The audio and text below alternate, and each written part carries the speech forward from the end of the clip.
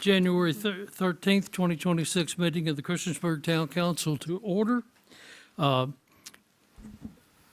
few things before we get into the formal meeting. I would like to officially welcome Dr. Kim Eagle, who is our new town manager and will be conducting her first I'll be conducting it, but you'll be sitting in on your first as an official town manager. So Kim, welcome. Thank you so much. It's been a good 7 days and you still came back and it's good. That's a good thing. Thank you. So, as always, when we start, I'd like to take a moment of reflection for not only the council, but for the members of the audience to just take a moment of silence and just think if you have people on your mind or something on your mind to do that. So let's take a moment of silence, please.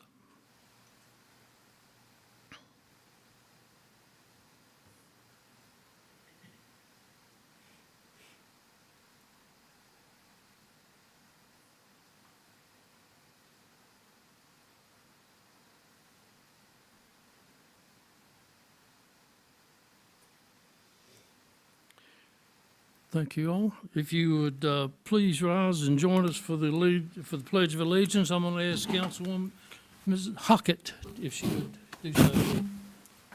I pledge allegiance to the flag of the United States of America and to the republic for which it stands, one nation, under God, indivisible, with liberty and justice for all. Thank you. At this point, I would like to introduce the clerk of the Montgomery County Courts, Ms. Tiffany Couch, and she is going to administer the oath of office to two of our incoming council members, Mrs. Hockett and Mrs. Umberger. So, Tiffany, how you want them? I'll take Miss Hockett first.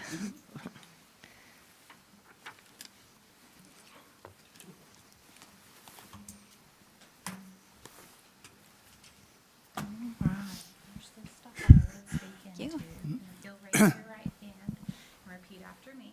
I, Tanya J. Hockett, I, Tanya J. Hockett, do solemnly swear or affirm do solemnly swear or affirm that I will support the Constitution of the United States that I will support the Constitution of the United States and the Constitution of the Commonwealth of Virginia, and the Constitution of the Commonwealth of Virginia, and I will faithfully execute and I will faithfully execute all the duties incumbent upon me all the duties incumbent upon me as a member of the Town Council of Christiansburg as a member of the Town Council of Christiansburg for a term of office for a term of office commencing on January 1, 2026, commencing on January 1, 2026, and expiring on December 31, 2029, and expiring on December 31, 2029, according to the best of my judgment. according to the best of my judgment. Congratulations. Thank you.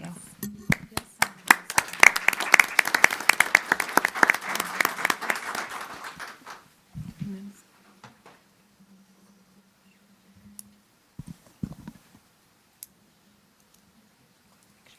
Okay. And then here's your certificate. And then here's my card if you need.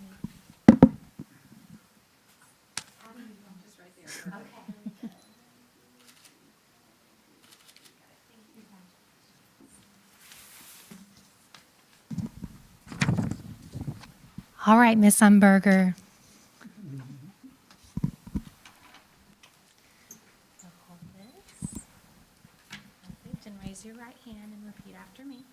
I, E.S. Beth Umberger, I, E.S. Beth Umberger, do solemnly swear or affirm do solemnly swear and affirm that I will support the Constitution of the United States that I will support the Constitution of the United States and the Constitution of the Commonwealth of Virginia, and the Constitution of the Commonwealth of Virginia, and that I will faithfully execute and that I will faithfully execute all the duties incumbent upon me all the duties incumbent upon me as a member of the Town Council of Christiansburg as a member of the Town Council of Christiansburg for a term of office for a term of office commencing on January 1, 2026, commencing on January 1, 2026, and expiring on December 31, 2029, and expiring on December 31, 2029, according to the best of my judgment.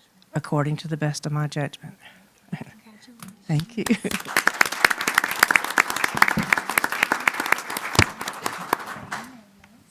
Get a picture, Beth, so.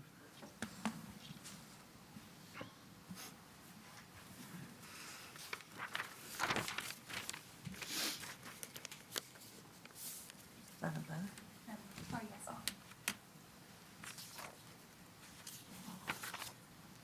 Copy for you and one for me.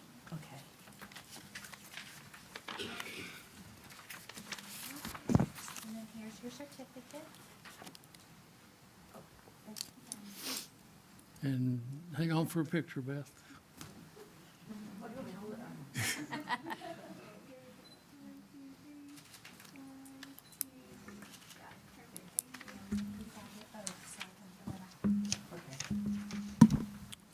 Tiffany, thank you very much. We appreciate all the support you've given us, and I would mention that Mrs. Waltz and I took our oaths of office prior to this, so we're official also. Is that correct? That is correct. Thank you, ma'am. Okay, so now we're into our reorganizational of year 2026. And the first thing up will be the town council reaffirmation of the town council code of ethics.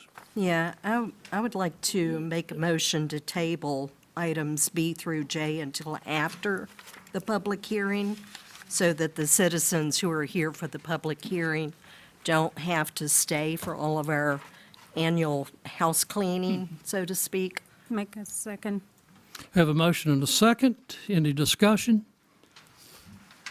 I will say that we did move this to the first part of the meeting because we thought that it was important for the people here to see exactly how we go about setting these things and what we do and what we try to accomplish when we reorganize every year at the first meeting. So, any other discussion? It's traditionally been at the end of for the last 2 years, at the end of the meeting. So, Okay, I know it has. You're not telling us anything we don't know, Christine. We've done this way. It was thought to bring it this way. If you don't like it, apparently, depending on the vote, you don't like it. So, we'll go ahead. Mr. Bishop, That's to move it. What's the motion? To move it, I'm sorry. Yeah. Yes. No. Mrs. Bowman, Yes. Mrs. Hicks, Aye. Mrs. Hockett, Aye. Mrs. Umberger, Abstain. I don't- Mrs. Waltz, aye. All right. So Beth, I missed your vote. What was your vote? She abstained. Abstain. Abstained. Okay. Tracy, do you have a count? I think it passed four 3 to 2. for Yep. Forded. 3 to 2 with one abstention. Yes. I believe that's the way I had it. It was No. Three- four, Did you vote? No. You voted no, right? 4 and 1 abstention Four and and one abstention. 1 against. For Four. Mr. Four, Bishop four. voted against. Four, one, Tanya and voted one. for it. For 1 and 1. Very good. So we will move that to the end. Are there any adjustments to the agenda? Hearing none, I will close that portion of the meeting. Public comments. We have a conditional use permit request by Clayco LLC, property owner and applicant, to allow planned housing development of 28 multifamily residential dwelling units on approximately 2.31 acres located northwest of the intersection of Christmas Street Southwest and First Street Southwest, between 101 Christmas Street Southwest and 400 West Main Street, consisting of all of tax parcel 526-A-138, zoned multifamily residential district, R3. Property is designated as residential on the future land use map, the 2013 Christiansburg Comprehensive Plan. Is there anyone here to address this?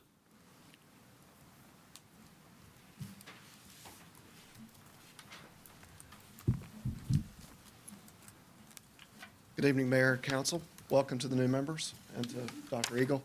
Steve Simonis with Westwood Professional Services. Thank you for the time this evening. The project you have before you is 2.03 acres, as you see here outlined on the screen, located about half a block off of West Main Street, between Christmas Street, First Street, and Highview Street. The property is currently zoned R3 which allows for multifamily residential as a by right use. What we were asking for tonight is a conditional use permit to allow over the density up to 13, a little over 13 units per acre, so a total of 28 units on the property, and ask for a little bit of additional height above the 35-foot maximum height that's allowed within an R3. The setbacks, the development standards that are included, sorry, Mayor.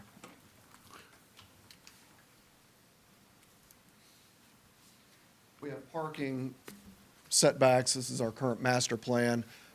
Currently, right now, 2 3-story buildings that have a back end that kind of drops off in a basement condition here, access off of First Street, parking, one-way parking area in this configuration right here, stormwater management area, additional sidewalk and curb and gutter that would be proposed along Chrisman Street. So again, this is a use that is in conformance with the comprehensive plan of the town. And another piece of it is within one of the areas the town designated as an urban development area. So those UDAs, as you all know, were put into place in 2016 where the town council and planning commission and the citizens look for where are areas within town that we want to encourage additional density, residential and commercial, that has infrastructure, is accessible, allows for infill. So this is in the downtown urban development area. So again, you'll see the parking lot, green space is indicated around here. The rest of the property is green as well, but this is the flatter areas of green space that would be used as recreational areas by the residents. One of the things that's popped up in our planning commission meetings from our neighbors is questions about First Street. If you've driven down First Street, it is very narrow. It's about a 16-foot wide street. We had conversations with town engineering over the last couple weeks about either increasing the width of First Street or adding a sidewalk there that would allow for pedestrian access. As we talked with engineering, the consensus was from engineering and public works that the best thing to do would be to add 2 feet to First Street to get it up to an 18-foot width, which is noted in your staff report that was provided to you, would be the minimum street width allowable within a VDOT standard. There's very little traffic on First Street. Here on Second, you have access to Longview and Angle. Highview Street comes in here. We did provide some traffic data. And during the morning, there's about 10 trips that are estimated to come out, and in the afternoon, about 11 trips during those peak hours. This is an elevation of the building. As I mentioned, we are asking for a little bit of additional height. That's based on a gabled roof for a 3-story building. 35 feet is the town maximum in an R3 district. We're asking for almost 42, so about a 7-foot increase you could see right here on that drawing right there. And in the essence of time, I just wanted to add a few things. This is a modest increase of only 8 units above the by right. It is in compliance with the comprehensive plan. Infrastructure would all be built to town standards. The UDA area, as I mentioned, it is promoting an infill development that is walkable to downtown, supporting new housing near our downtown, particularly for young professionals. The majority, 71% of the units, are only 1 and 2 bedroom units, so these are not a high percentage of 3s and 4s. We have 1, 2s, and 3s, so no 4 bedrooms are in there. And then the conditions, finally, there were 4 conditions recommended by staff that we are in agreement with. And then the 5th one is what we provided to the town last week, that the applicant will be responsible for widening First Street up to 18 feet from our entrance to the intersection of Highview. The applicant would be responsible for the design and the construction of that street widening, and it should be completed and accepted by the town prior to the issuance of the first certificate of occupancy. I'd be happy to answer any questions if council has any now. When you widen the street, how's that going to affect other people's properties, or is it all town? So this is all right-of-way, Mr. Right of- Bishop. So okay. that red box right there is basically, it's a full 50-foot right-of-way. It's just Okay. only a 16-foot strip. So we'd be working within town right-of-way. Okay, thank If you. you've got that much room, Steve, don't you want to go out about 5 feet? We talked about how far, you'd have to get it to 30 feet to a full town standard road. But again, with engineering, 18-foot would get us up to that minimum of a street standard per VDOT standards. And that will be you guys paying for the paving, the sidewalk and everything? to Yes, get ma'am. the- Anything done in that right-of-way would be on our nickel. No cost to the town. Okay. Any other comments or questions? On the part that you have on Chrisman Street, there's a holding pond there, Yes, ma'am. and then you're talking about people walking and walking, so people that walk like to take shortest distances. So would there be some way for people that, if they were to walk to Chrisman Street from the property? Just within the grass area here, there's no sidewalks in this area. You can see the grades here. It's very, very steep, dropping down this area right here as you're coming off the top down to Chrisman Street. So we do have sidewalk and curb and gutter that's being installed here. There's no way to access it from the property. No, ma'am, not within an accessible route. We could come down this area and put some steps in a concrete sidewalk there. So we could make that connection with steps. It just wouldn't be a handicap accessible access right there. But we'd be open to looking at that to make a pedestrian connection. How far down is that sidewalk going to go, Steve? It'll go to our property line right here, Mayor. So basically the length of the Chrisman Street frontage we have. So there's First Street right there. So just a little past that, because we have to pick up some roadside ditch drainage that would get into our curb and gutter and then tie back down into the rest of it. Just So will it extend down to Main Street? will not extend all the way to Main Street, no, sir. Because we've got the other commercial building right Okay. there. And they've got entrances across that section. Okay. There are no other buildings around this that have that height, correct? From my understanding, it's No, all ma'am, you do have residential. some townhomes that are probably close to that, close to the maximum 35. with that gabled roof. This does sit down, though, as you can see, the grade drops. Yeah. So you're sitting well below, the adjacent houses up here in our neighborhood. So you're sitting probably 15 feet, 10 to 15 feet below that intersection. So you were saying that you want the height to 42, but on the paperwork, I think it's at 43, isn't it? And then the max height that can be over there is 35, correct? Yes, ma'am.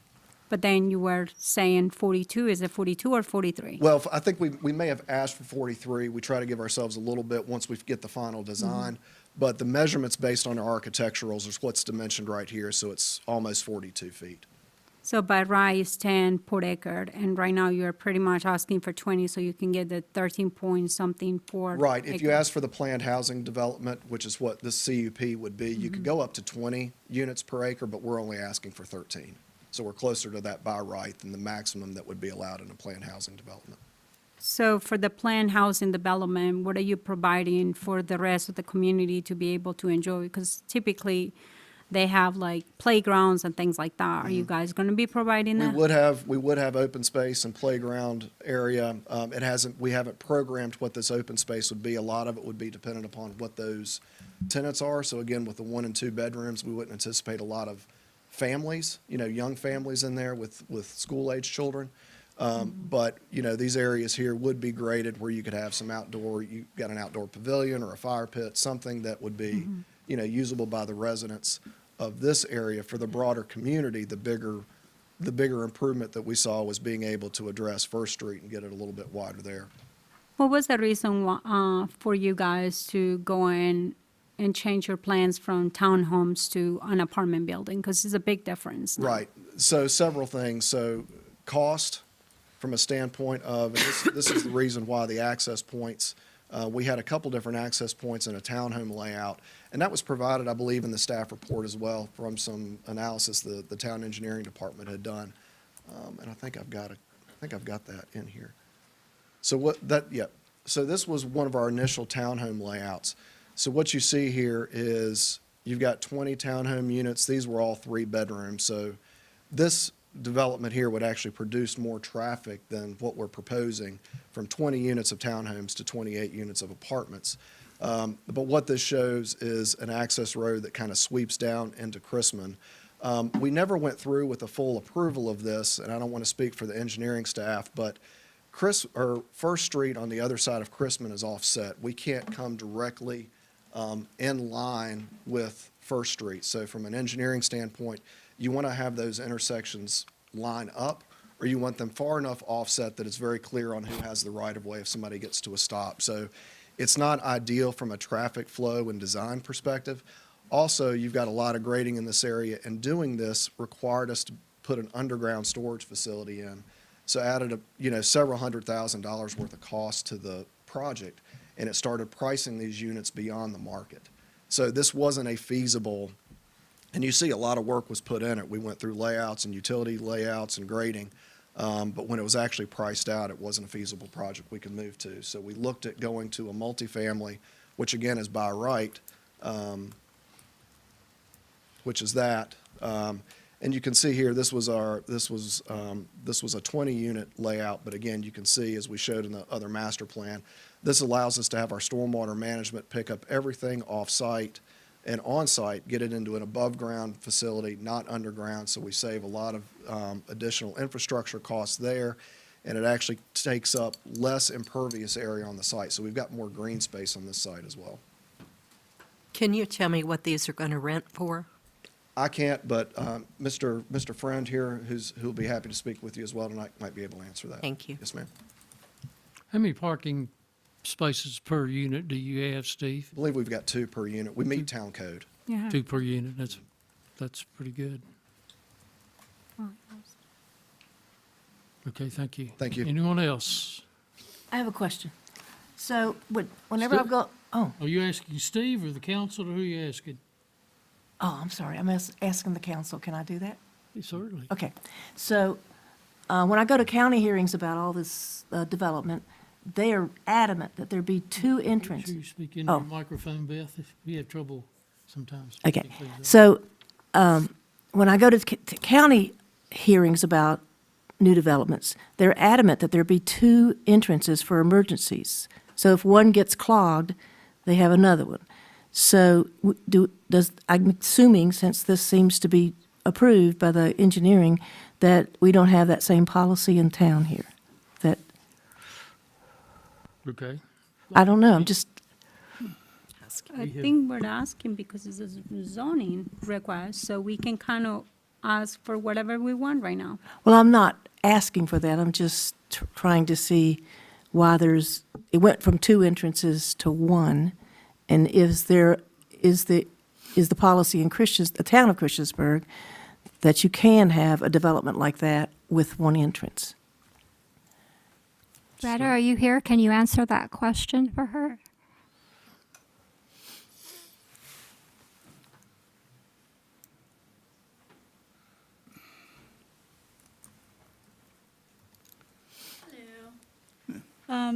No, there isn't a requirement for there to be 2.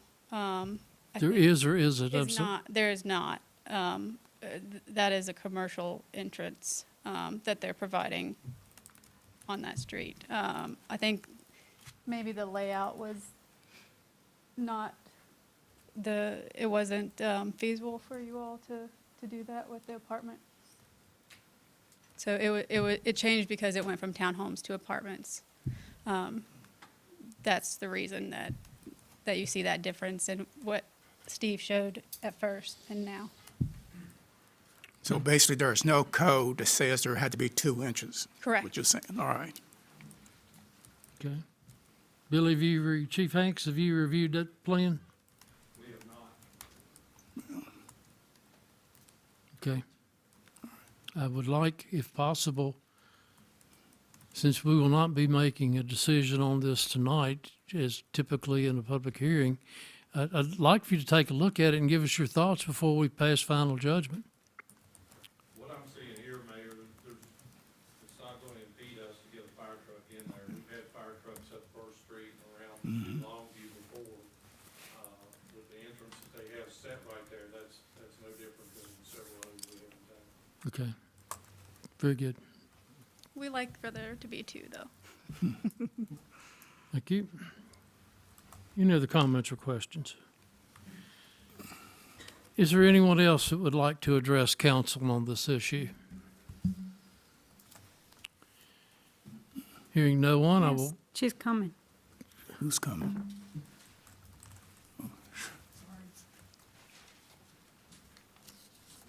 Hi, my name is Kay Cooper. I live on the corner of Highview and First Street. And just hearing, I'm a little concerned about this widening of First Street because I own property on both sides of First. It is a very narrow road, granted. One side you got a sewer pipe that sticks up, the other side you've got a water meter. Which 2 feet are you taking? You moving it to the sewer pipe area or the water meter area? that's a question for the developer to answer. is one of my concerns. And also, ma'am, if you would address straight into the I microphone. thought I was. Well, when you turn your head either I'm sorry, I was way, trying to you lose some of I that. apologize. Thank you. I know the parcel's already been approved for 20 units. I would like to request that the town council deny the permissional use permit for the additional 8 units. This is a long-established neighborhood. I've lived there for years. I grew up there. I don't see the necessity really of adding 8 units. It's an area where people walk, run, walk their dogs, walk their kids. Streets are very narrow, and you're doubling the amount of cars on a 2-acre plot that exists off of Longview, First, and Angle. To me, it's a safety concern. And I think it's a lot of infrastructure that you're putting into one spot that can't, excuse me, that can't support it. I would also like to see an entrance off of Chrisman. I believe with only one entrance coming in from 2 streets is an issue. Even if you widen it 2 feet off of First Street, you still can't get 2 cars down First Street. So that's my concerns. Thank you. Thank you. Mayor, would council like to hear the response on the price point on the price point relative to the rental? Yes. Yep. Ian Friend, 185 Wooden Street Court, but I also work for the developer. This is, it's market. It's between 1,000 and 2,000, 1,000 for 1 bed, 1,500 or so for 2 bed, and then 2,000 for a 3 bed. And I give you that range. It could go up or down, plus or minus, within the next year or 2 that this is built. But you think about losing 8 units if we were to go by right. That's 8 times 1,600 times 12 for that year, and we'd have to increase the rent by 600 for the other 20 units, and we don't want to do that. We want to have a reasonable rent for this area and for this Christiansburg. So we're hoping that we can do this. Thanks. Thank you. Anyone else?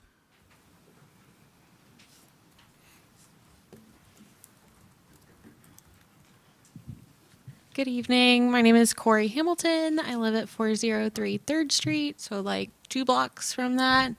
I agree, First Street is narrow. The neighborhood is fairly dark, and we walk our dog frequently, so increasing traffic in a fairly quiet neighborhood with narrow streets and no sidewalks is kind of concerning.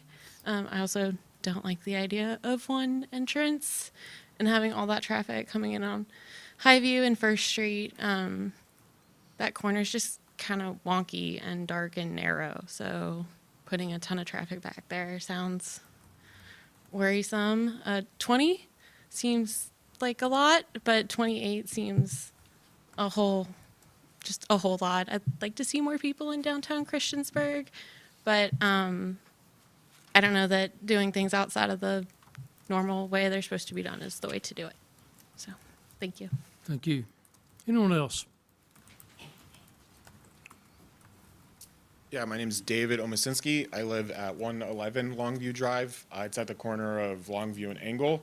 I have lots of concerns, as everyone else does, with the single entrance and the size of Angle Drive and First Street.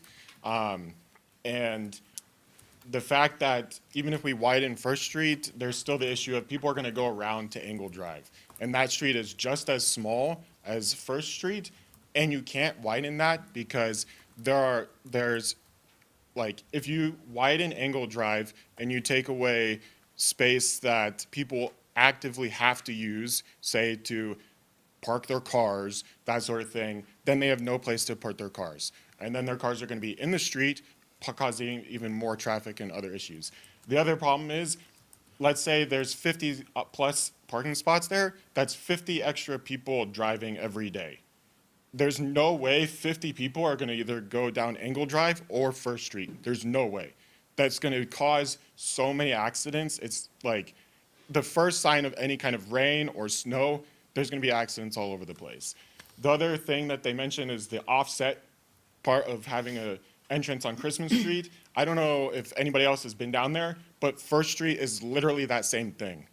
First Street is offset like 2-3 feet maybe from the original entrance at Flagler Street. And I never once have I ever seen anyone confused on how to drive there. And that's even more confusing there because it's not a four-way stop. There's people that can keep going the entire way. And at Christmas Street, I would imagine it would be the people coming out would stop and they would see, okay, I can go or not go. So I'm not quite sure where this whole, if it's offset, it's going to be increasingly dangerous or increasingly confusing, because we already have that issue with First Street. And again, no one seems to have an issue with that right now. And again, this neighborhood is full of families and elderlies that have dogs and kids, and throwing 40 to 50 more cars in this neighborhood is going to make it impossible for kids to play outside safely, for us to walk our dogs, for elderlies to get around and get exercise. It's just, I want there to be housing in the area, but this whole plan of the one entrance and this kind of putting so many people here doesn't seem to be the right answer. And personally, I don't know about anybody else, but $1,000 for a one-bedroom apartment seems extremely high. I mean, I pay less than that for my house. So like, why would somebody who needs affordable housing go look for something that's $1,000+ that seems kind of out of the bounds of reality? I don't know people who are struggling who can afford $1,000 a month on housing without like having a house already. So yeah, hopefully we can come to an agreement on something, because like I said, housing is important here and affordable housing is important, but the layout just doesn't seem to work to a lot of other people and myself. Thank you. Thank you. Anyone else?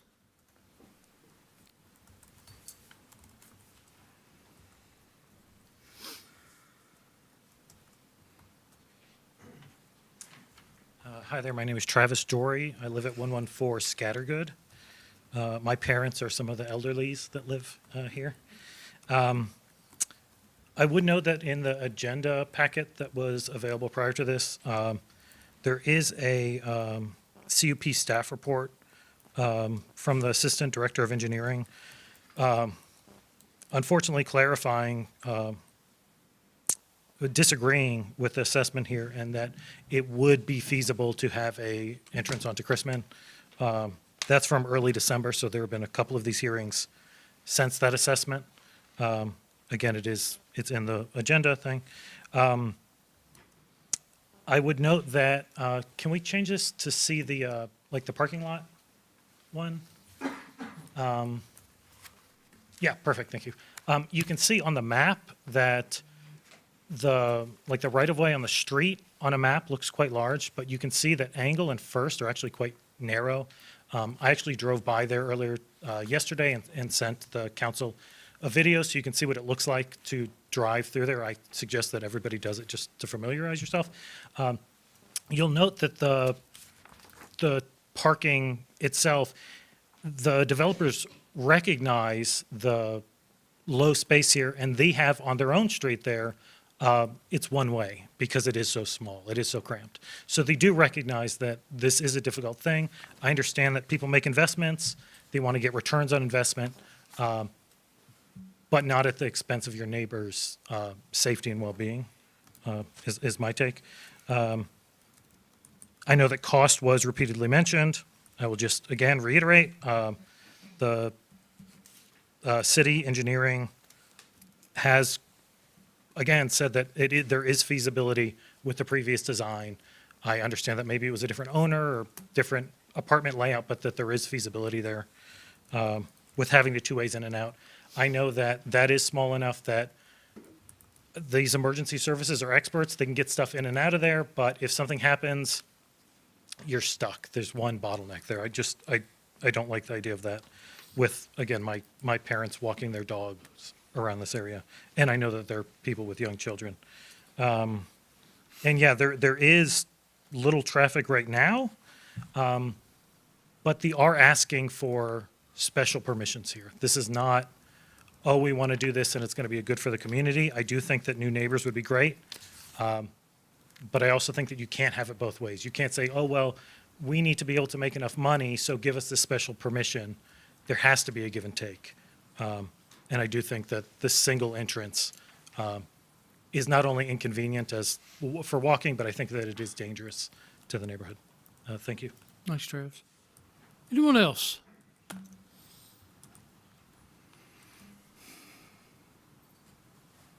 Good evening, council. Good evening, Mayor. My name is Ruel Etzen. I live at 101 Angle Drive. That's the lot on the corner of First and Angle. So I'll be getting the most traffic here. I've attended the first Planning Commission meeting. I did not attend the second where they voted. In the initial Planning Committee meeting, applicants did not submit their first design, or did not make public their first design, which had access to Chrisman. I sent that to the Planning Commission after the meeting. And that is the reason why there's even a discussion about having access to Chrisman. I know that by right it's 20. If we can keep it at 20, that would be great. Street widths, I'm a soil scientist and a local business owner, so I have a lot of tape and measurements to pull. So First Street is 15, Angle is 14 feet wide. So you're looking at some pretty tight streets. I know that they're gonna widen First Street, but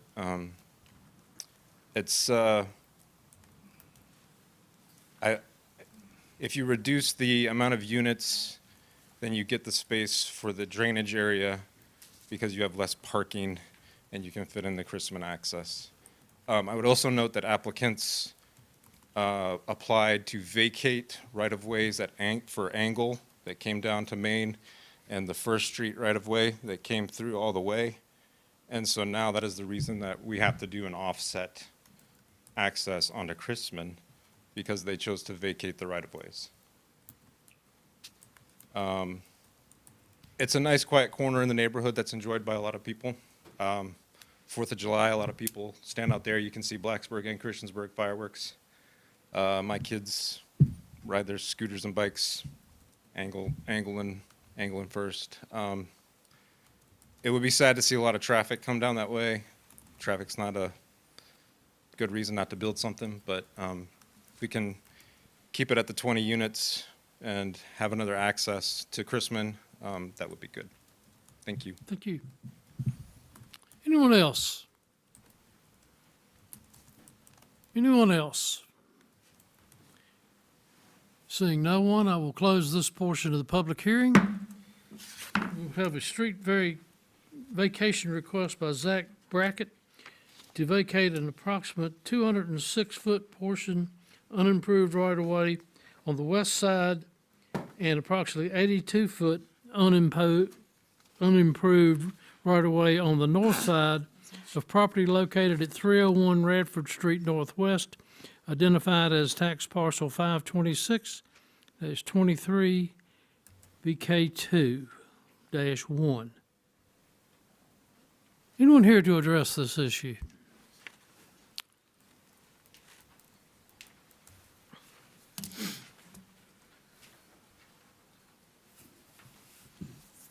Thank you, everyone, for being here. I do want to take a moment to introduce myself. Dr. Zach Brackett, the orthodontist. It is really my dream job to be here, doing this job in this area. So thank you, anyone who helps keep this dream alive. The main reason to vacate this area is that I've been taking care of it, and we would like to make it look nice. I want to add some shrubs and some flowers to the property. And with it not being my property, I worry that I could do that, and then someone would tell me to take it away. So just for maintenance and making it look nice, and putting some shrubs in to decrease foot traffic across my property, because I live upstairs, and a lot of people will walk right through it, throw a lot of trash out that I got to pick up, and that's okay, but just trying to minimize the foot traffic and help it look nice. Thank you. Any questions? Yeah. Do you have neighbors? The Sunoco gas station's on one side. Okay. And then the other neighbor's a renter. Okay. Thank you. Your name sounds familiar to me. Do you apply for a facade grant in the past? Was it? No? Oh, you did? Yes. Was that for landscaping? Yes, part of it was for landscaping. Okay. Was there any of the landscaping work done on that area or not at all, just closer to your building? I haven't done anything yet because I'm waiting to, working on this property line stuff before I do any landscaping improvements. Oh, okay. So in these, and Beth, you asked me this question, in these vacation of these things, so the current property owner gets half and the neighbor gets half.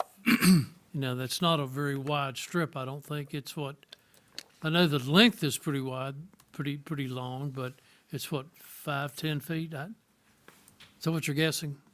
Yeah, about that. So you would retain 5 and then, your neighbors, which I think one of them is a vacant lot behind you, would just pick up the other 5 feet. Is that correct? Sounds right to me. Okay, well, that's what I'm guessing. All right. Any more questions? So that is mayored. That So- is not, the property is not between the town and him. It's actually another neighbor to him? Yeah, it's just a right of way. It's, and the other one, the one that fronts off of Depot Street, I believe it's what we used to call a paper street. It was set there with the intentions of, but it was never developed, and we've made several of these vacations over the last 10 years, 20 years that 26 years I've been associated, but it is an even split between the two property owners. Any other comments or questions? I thought you did a beautiful job with the landscaping. Thank you. Thank you. It's like I said. Well, is it there, or is it it's the AI version of what it wants? That's AI. That's the AI version of what it Okay. wants to do. It looked beautiful. The AI did a good job. I want to make it like that. Very good, thank you. And by vacating this basically half of the line, you still have room to get the proposed landscaping in. I would need to talk with the neighbor about purchasing up to the concrete wall of the Sunoco gas station. So I'm going to try to make that happen Okay, after this. all right, thank you. Thank you all. Anyone else here to address this issue? Seeing no one, I will close this part and I will close the public. Did you have a question? No, I actually wanted to see a picture if we had one. I looked at it on Google, and I just wanted to make sure I had a It was in clear your packet. understand. Yeah, what I it see. looked like. Yeah, are we looking for that, Christina?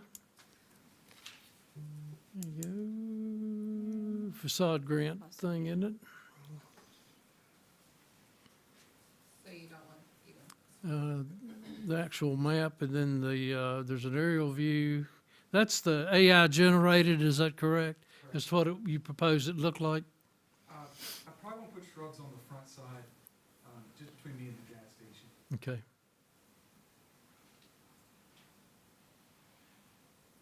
So that was a concept AI generated. Because I saw that today and I kept going out and looking. I said, I drive by that thing 3 times a week. And I don't remember seeing all these shrubs and stuff. So, and I think someone finally I think Retta pointed out to me it was AI generated. Thank you very much. So got us? All right. That was it. Can you go back to that, Christina, please?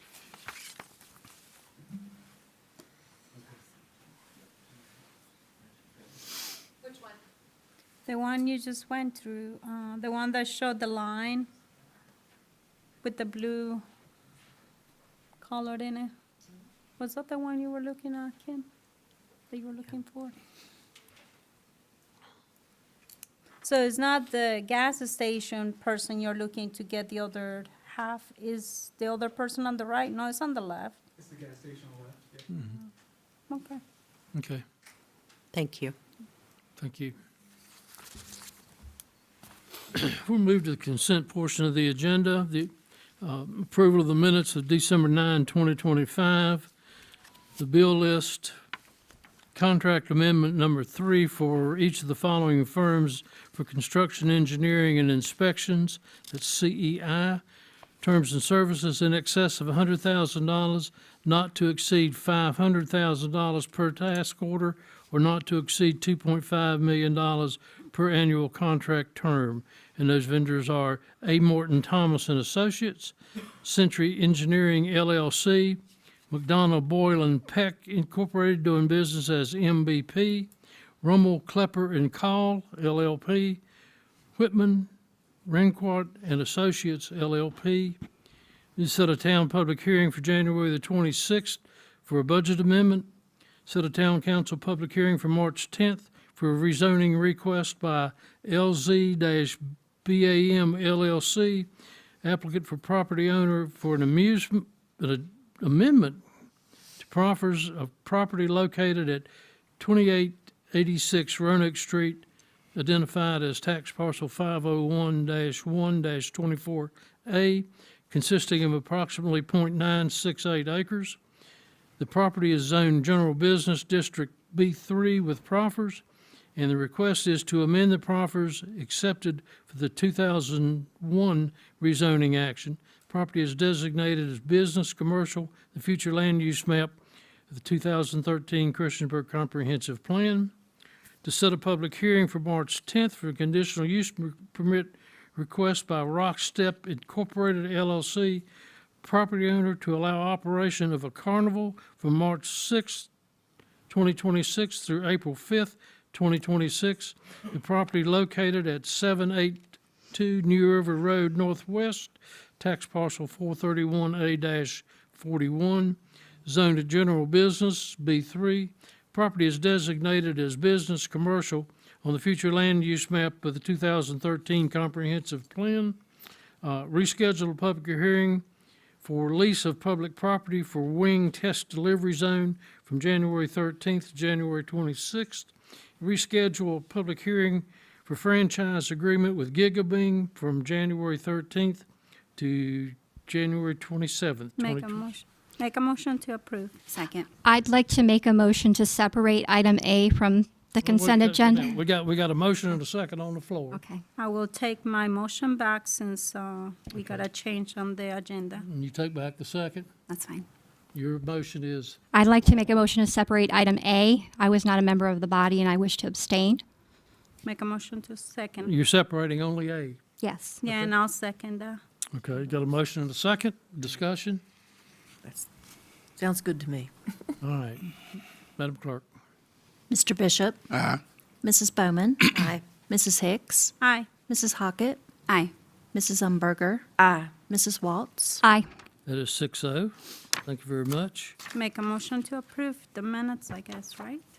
Or the whole consent agenda, what we- excluding the approval. I'm sorry. So we move to approve the The minutes. B through H of, Yeah, B through H. B through Okay. H. I'll make a motion to approve B to H.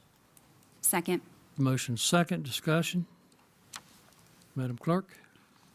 Mr. Bishop? Aye. Mrs. Bowman? Aye. Mrs. Hicks? Aye. Mrs. Hockett? Aye. Mrs. Umberger? Abstain. Mrs. Waltz? Aye. That is 6-0, I believe it. Motion to approve item A. You got a motion to approve item A. Do I have a second? Wait a minute. Wait a minute. I'm sorry. I thought y'all were voting on approval of the minutes. B, no. Oh, my bad. Okay. Well, can you record me as aye? Okay, so we have a motion and a second to approve the minutes of December the 9th, 2025. I have a motion and a second. Second. Discussion? Madam Clerk? Mr. Bishop? Aye. Mrs. Bowman? Aye. Mrs. Hicks? Aye. Mrs. Hockett? Aye.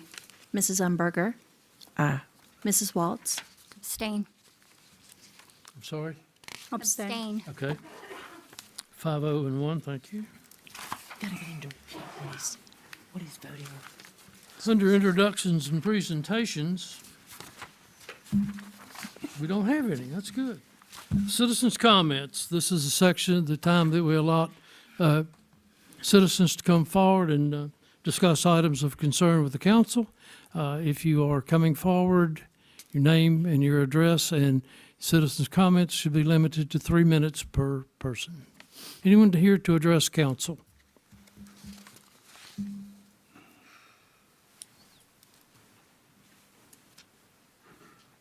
Hello again.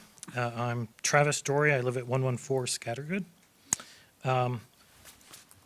I just wanted to say before the code of ethics, I'm just concerned that there is no, this town council does not seem to have a requirement against a rolling quorum. And I know that, Mr. Mayor, you and I emailed a little bit this evening about some procedural things, but that's my main concern, is that some of these ethics rules might bind people in ways that aren't meant to, but that most bodies like this do have rolling quorum kind of Explain notification. rolling quorum to me, sir. If you and enough members of this council happen to run into each other at, let's say, like Kroger, that would constitute a quorum, and you would then be able to conduct business. If something like that happens, or let's say you're going to a basketball game, right? Anything like that, if you happen to form quorum at that point, you would, and I believe that the Virginia, like other bodies, larger bodies have it, that you just have to tell everyone that a quorum was formed, no business was conducted, that kind of a thing. Well, what we announce is if there is an event that several of us may be going to, we will announce that this event, there may be more than two council members attend, and we normally don't discuss town business at these, Yeah, understood. outside these meetings, so, all right. Understood, yeah, this is just to cover, like, presumably you're not all like coordinating where you're going all the, like if it was the Christiansburg High School at a basketball game and 5 of you were there, that is a quorum of this council. Just to put that under advisement. Thank you. Mr. Broughton, do you agree with that comment? Well, yeah, if you had more than 3 council members appear in one event, they could not discuss public business and they could not take action on any public matter. And for it to be a public meeting, they have to give proper notice for a public meeting, and only then. Would it technically be a quorum, though? Yes, thank you. It can't be a quorum unless a vote's taken. It wouldn't matter because they're not allowed to conduct public business. I understand that. And that's why the rule exists, that you cannot do that.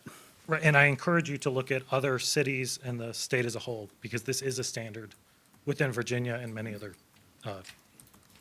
cities. Thank you for your time. Thank you. Anyone else? Hearing no one, I will close the citizens' comments. Discussion and action by mayor and council. Committee reports. Oh, committee reports. Have we, have we had any committee meetings recently? Hearing none, we'll move on to discussion and action by mayor and council. The amend the town council code regarding lodging tax, section 18-210, homestay use requirements. Motion to approve. Second. Got a motion and a second. Discussion.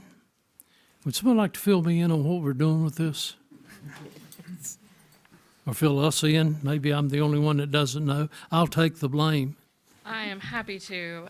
This is actually just updating our code to follow state code, which provides additional definitions for homestay providers and accommodation intermediaries. And what an accommodation intermediary is something like an Airbnb, a Vrbo, homestay, and some various other ones out there. And what the law has changed to say that if the renter, which is called the accommodation provider, only does business through an accommodations intermediary, then they do not have to fill out a monthly report of their lodging taxes. So, for example, like an Airbnb, if they don't rent personally to people, then they wouldn't have to fill out the monthly report, but we would get that information from Airbnb. If a hotel has renters through Expedia, Expedia provides us the lodging taxes, but the hotel, because anybody can rent from the hotel, walk up and rent it, then they still have to provide us their monthly reports to show what their gross receipts were for the month, and then they are allowed to deduct what they've gotten through Expedia. Does that help? So, in the town of Christiansburg, if you have a piece of property that you are renting out, not as a full-time residence, but in the same function as an Airbnb or a vacation home, do you have to have a permit to do so within the town? Yes, sir. You must have a business license. It has to go through either planning or building to get approval, and then you would submit monthly reporting. So I would, with council's permission, I would like to charge planning or whoever is over the licensing of these things to compare the registered rentals we have with the rental units that are being rented within the town, and I think you're going to find a huge difference in unlicensed rental property. Yes, sir. Actually, finance is actually working on that right now. We're coming up with the list, and we probably have at least a dozen that don't have a business license that we are getting ready to send letters to. It is on the stack. Okay, good. Yes. So You we'll work jumped with out ahead planning of me. as well. Thank you. All right, other so, questions? thank you. Any other questions? Madam Clerk, Could you please repeat what we're voting on? it's number A, it's A on the agenda. Under discussion of mayor by council. Is to amend the Town of Christiansburg Code regarding the lodging tax, Section 18-210, homestead use requirements, only that one item. And they're amending it to make sure it complies with what the state has, so. Okay. I have pretty good hearing aids, but Kristen, I am having a problem. I'm sorry. It's my understanding they're amending it to comply with what the state has. That's correct. Clear now? Madam Clerk? Mr. Bishop? Aye. Mrs. Bowman? Aye. Mrs. Hicks? Aye. Mrs. Hockett? Aye. Mrs. Umberger? Aye. Mrs. Waltz? Aye. That is 6-0. Thank you. Item B, under discussion and action by mayor and council, appointment of Dr. Kim Eagle to the New River Valley Emergency Communications Regional Board of Directors for the remainder of a 4-year term ending May 10, 2026. Motion to approve. Second. Motion is second. Discussion? That seems like an odd time. I mean, we're doing this thing for 4 months. It's completing the former manager's term. Okay. Very good. Madam Clerk?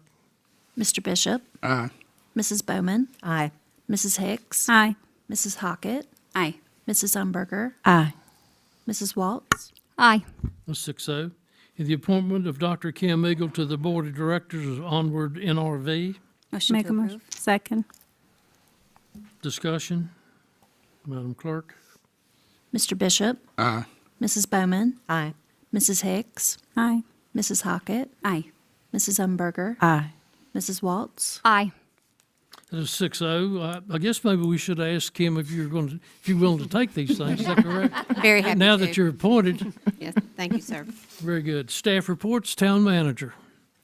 Thank you, sir. I have 3 items for tonight. First is related to the work session we have scheduled for next week. I wanted to confirm that we will have a presentation and conversation with the police chief on security for council meetings and other associated matters. We've determined we will not be having a conversation then on the facade grant program, so I just wanted to confirm that's council's preference for And next we're week. recommending that be a closed session. Is that correct? Yes, sir. Yes, sir.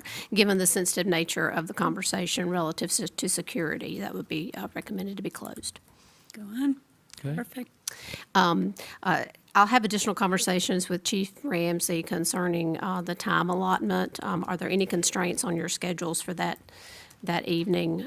Do we need to make sure to keep it within hour and a half to 2 hours was what I was assuming, but being new, I wanted to test that. Okay. Does that sound feasible? Chris, you sitting back there listening to this? Very good. Do you have the day and time yet? I'm sorry. Pardon? What was the day and time for that meeting again? That would be at your work session. Next Wednesday. Next The Wednesday 21st? evening. Yeah, the 21st of January at 6:30. 6:30? if that still works for everyone. Okay? Okay. My second item is just a point of information. I'm working with staff on the process for the budget development and the calendar for that. So I'll be sharing additional information with you, getting your input on that process. And we'll have a more detailed report for you probably within the next week and a half to 2 weeks. So just wanted to put that on your radar relative to the budget, since it's time to begin those conversations. Related to that, indirectly, I'll be talking with department heads about coming to you all and doing presentations. It's my understanding that that's been well-received in the past for the presentation section of your meeting to hear from our different departments about what they're working on, how that work is going. So I'm working on that as well. And then the last item I wanted to highlight is Friday of last week, we distributed a governance guide. We put this together in anticipation of the new council members, but we've crafted that with the intent of using that for anyone in the community or otherwise that needs information on the governance of the town and the council's role. So just wanted to make you aware that that's out there. Thank you. That's all I have. Thank you. Very good. Reed? Nothing to report, Mayor. Very good. Any other staff? Pull that microphone down to where it's a 42 short there, Kate. Thank you. 42, I can take that. Inches. Never mind. No, I just had two items that I wanted to bring to your attention this evening. One of them, I wanted to let you know that the audit for the 2025, this past June 30, 2025, is delayed, and we're required to put notice on our website of the delay and the reason for the delay. The reason is just the turnover in staff in the finance department. I wanted to let council know this before posting it on the website. I've already reached out to the Auditor of Public Accounts. They know that it's going to be late and that we're going to post our notice on the website after this meeting. We have to tell them when we think it'll be done. I'm anticipating. The auditor actually was talking to me today. We're really close. He's hoping to get me a draft this week, then I can have it reviewed, and I'm hoping that we can present and have it finalized in February for you guys to see. So let you know about that. And then the other thing, in case you haven't heard, the USPS has decided to change how they do their postmarks. And the mailbox rule is going to change a little bit. So let me explain. The way that it used to happen is if you dropped your mail in the blue box or you dropped it off at the post office, it was typically postmarked that day. That's changing with the post office, effective in December 23rd, last year, the 2025. It is now not being postmarked until it's processed. And my understanding is that our mail here goes all the way to Greensboro. So it would not be processed until it actually got to Greensboro, which could delay the postmark by 1 or 2 days. So if a citizen thinks that they're dropping their tax payment or utility bill payment in their box on the 1st, which is the due date, which is what we go by when we receive bills as the postmark, it would be late if it has to go to Greensboro and come back. So I'm working with town manager and public relations on how best to communicate this to our citizens, because I'm finding that a lot of people don't know about this. The post office, let me backtrack just a sec. The post office did indicate that if you take it to the counter and ask them to cancel it, they will do that. They will postmark it at the counter. But we're working on the best way to communicate this to citizens. And then the possibility of maybe doing some sort of grace period. We do have some deadlines coming up, so we want to make sure we get in front of this. So, okay. Thank you. Any questions? Very good. Any other staff to report? Thank you. Council reports, Mr. Bishop, No report. Ms. Hicks, No report. Ms. Hockett, Nothing to report. Ms. Bowman, Nothing. Ms. Umberger, Nothing, sir. Ms. Waltz. Nothing to report. Very good. So now, we will revert back to, because I want to disclose session thing we're going to have to do. What do you got? No, I was just gonna say, we went to the VML conference last week, and if anybody wants any information for that, I guess we can share the link for the Okay. VML conference. and You stuff. want to just put the link up to our, particularly to our, email the links to us? I think Council I, members? I with don't know if I've seen them or not. since we have to get our certificates the other day, VML had sent us all the link information, so you can share that with Christina. Sure. Correct? Okay, thank you very much. There is a lot of really good information in there, from everything to everything, really, even quorums and stuff, so.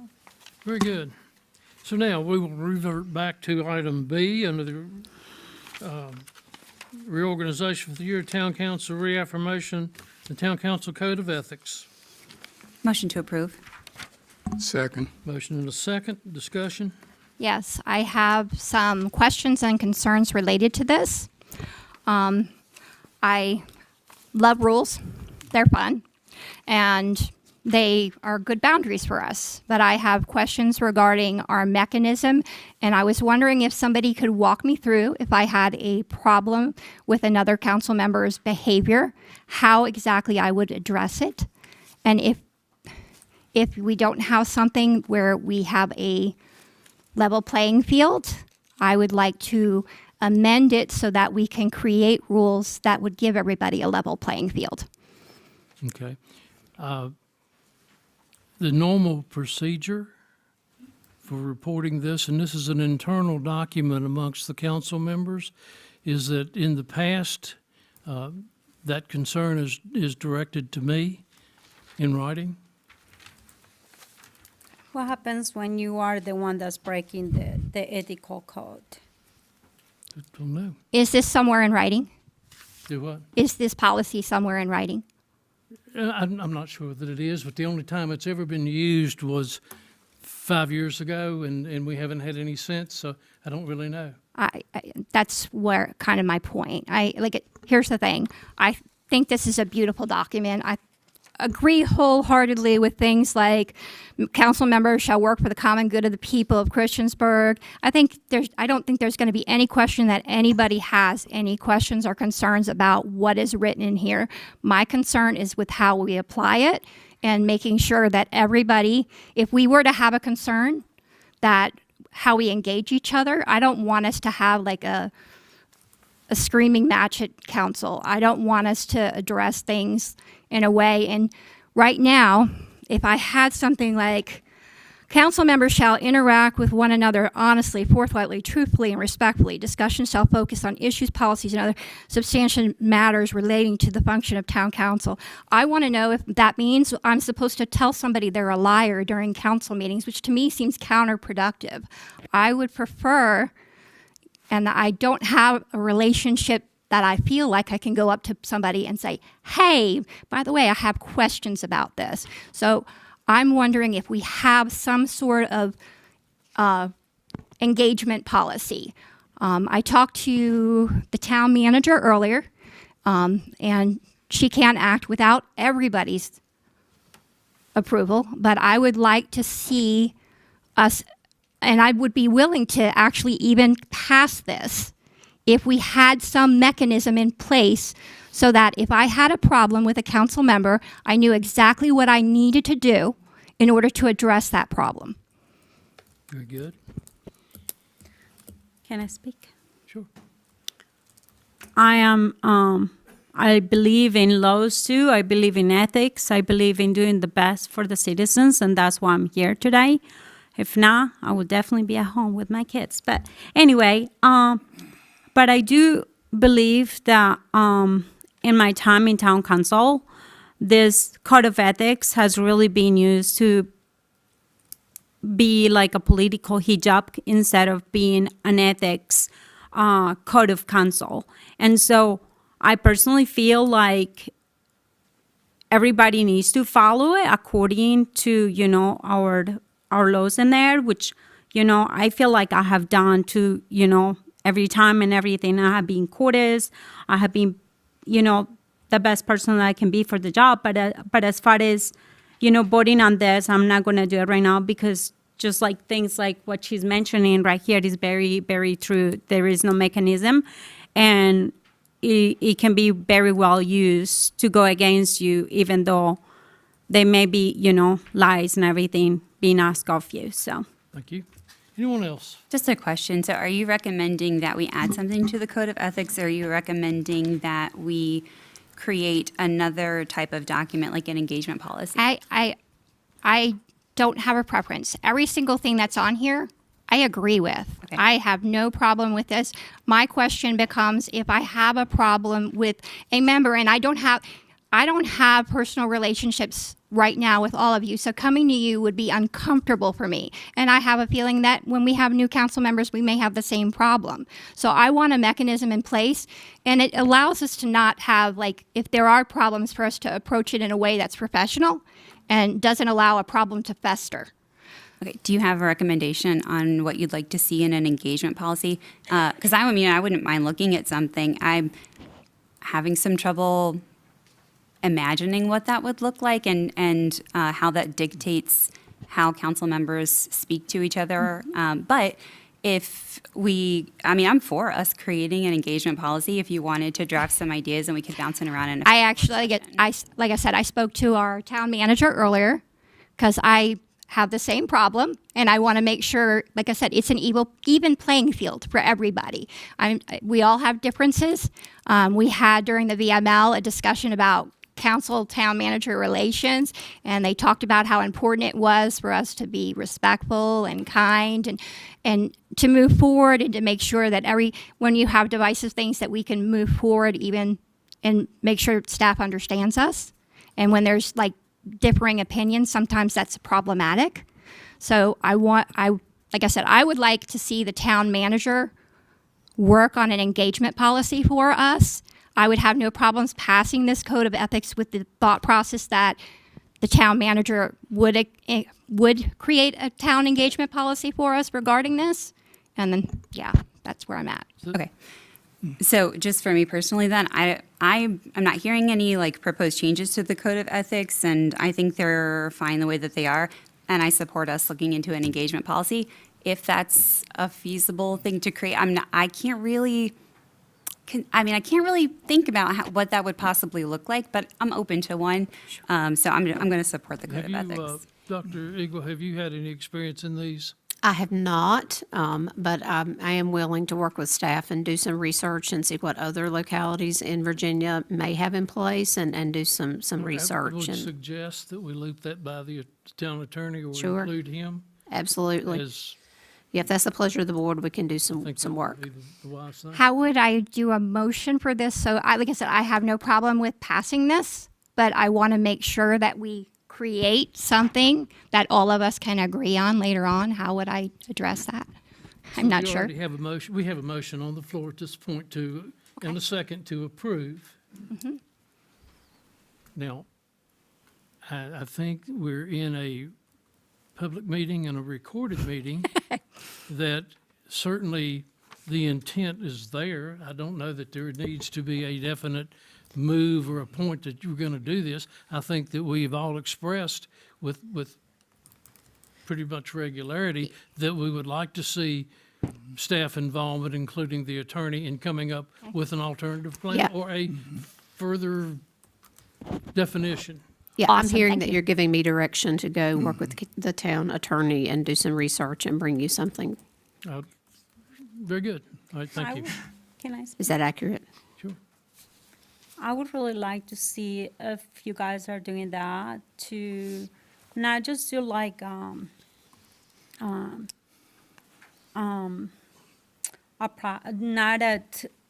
like do what it has been done in the past, that there is no due process, but more so like follow the rules from the state, even as far as even COIA and FOIA. I feel like some of these items and everything have been so broken, even within the last year.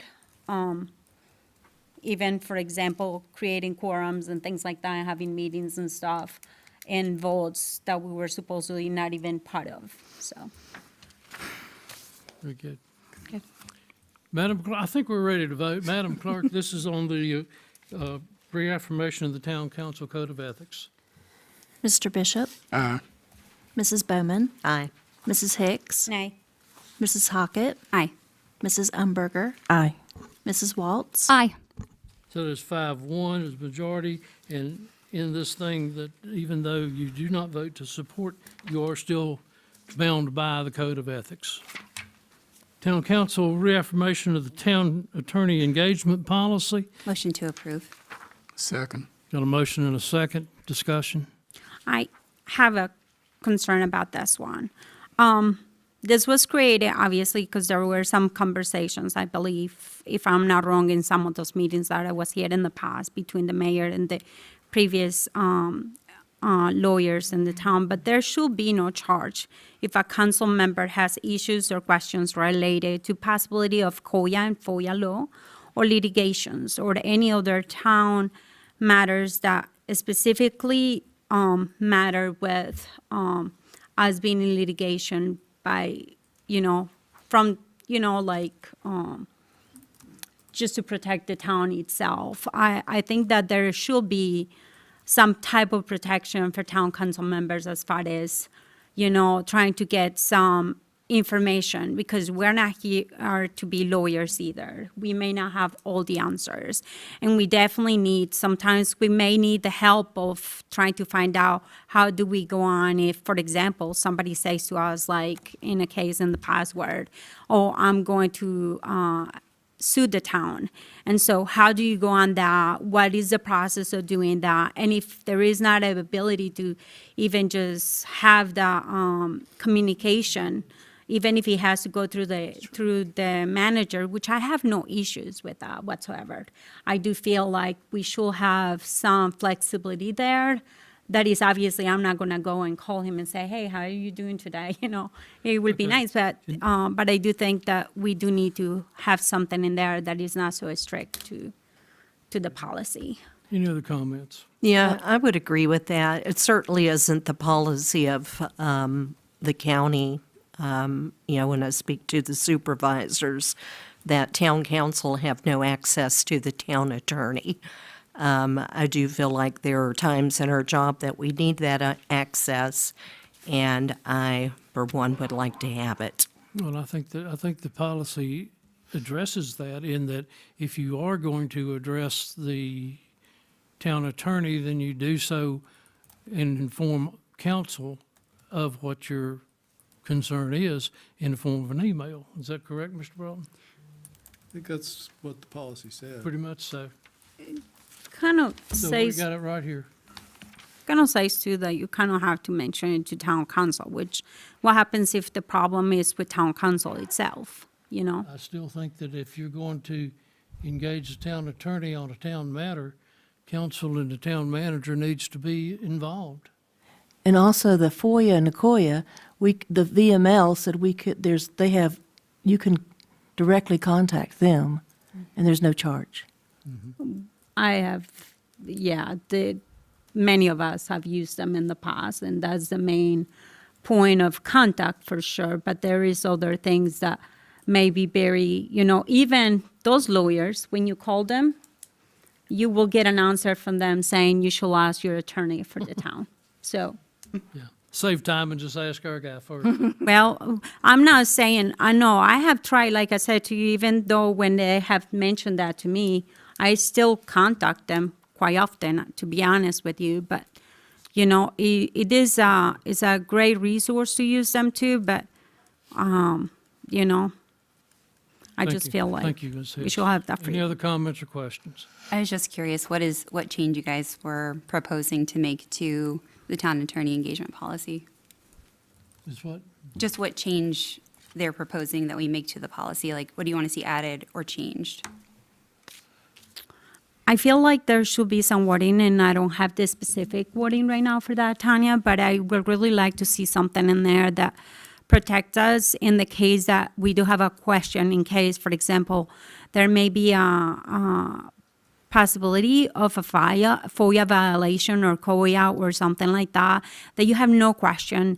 And sometimes even when you contact some of those offices, like the FOIA or the COIA council, they're not there working all the time, obviously. I don't expect you either. But those are concerns that, that are sensitive, time sensitive. For example, FOIA law is a time-sensitive thing. So if I do have a question about that, I would really, really like to be able to have the resource to just contact the lawyer and say, hey, I have this question.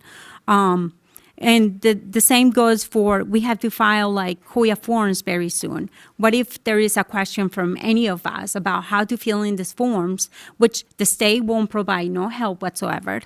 I'm sure many of our employees will possibly not have the ability to do that for us.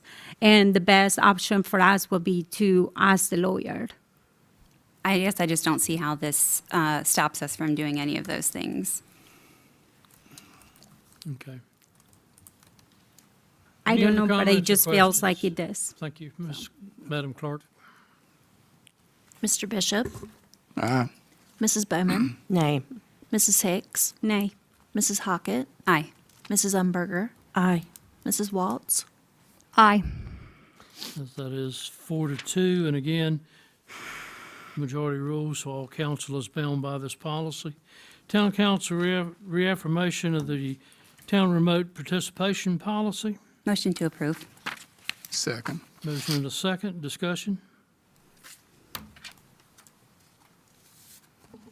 Madam Clerk? Mr. Bishop? Aye. Mrs. Bowman? Aye. Mrs. Hicks? Aye. Mrs. Hockett? Aye. Mrs. Umberger? Aye. Mrs. Waltz? Aye. 6-0, thank you. Town council to set the regular meeting dates and times of council meetings, which currently are the second and fourth Tuesdays of each month, Make a motion to approve.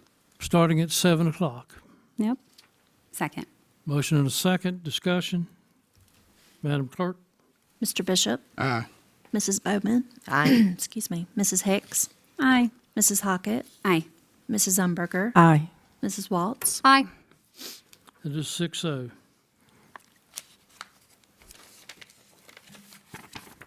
So, the next item on the agenda, and I'll ask you to hold your motions or seconds, is the election of a vice mayor.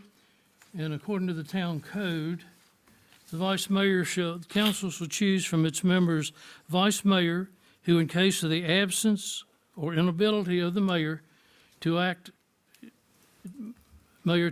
shall possess the same powers and discharge of the duties of the mayor during such absence.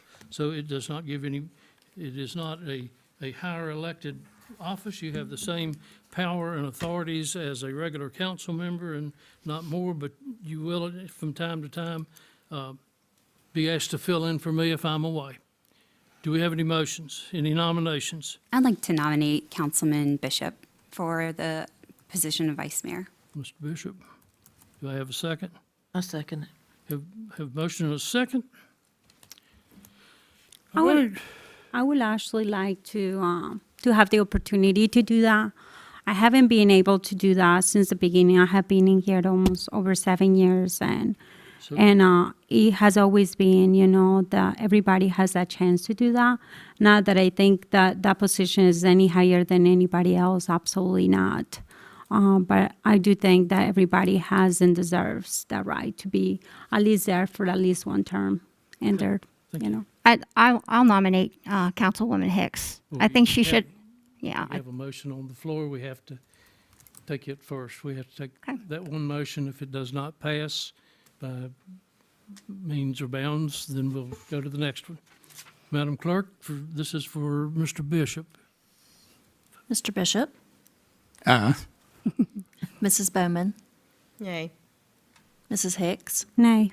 Mrs. Hockett? Aye. Mrs. Umberger? Aye. Mrs. Waltz? Nay. So there's a 3-3. I will break the tie and confirm Mr. Bishop as vice mayor. Mayor appointment of town council committees, starting with water and sewer, that will be Mrs. Bowman and Mrs. Hicks. Street committee will be Mr. Bishop and Mrs. Waltz. Emergency Services Committee, Mrs. Hockett and Mr. Bishop. Central Business Committee will be Mrs. Hockett and Mrs. Umberger.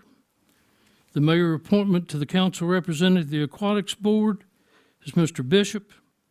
The mayor appointment to the town council representative for the Recreation Advisory Commission will be the mayor.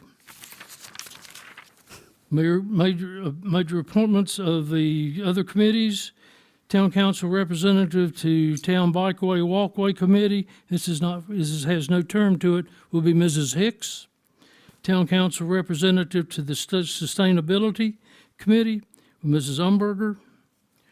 Town Council Representative to the Public Arts Advisory Board for a 2-year term from January 1, 2026, December 31, 2027. It will be Mrs. Hockett. Town Council Representative to the Montgomery County Tourism Development Council for the remainder of a 2-year term until December the 31st, 2026, will be Mr. Bishop. And as you know, last month we appointed Mrs. Hicks and Mrs. Bowman to the Board of Directors and the alternate for the Agency on Aging.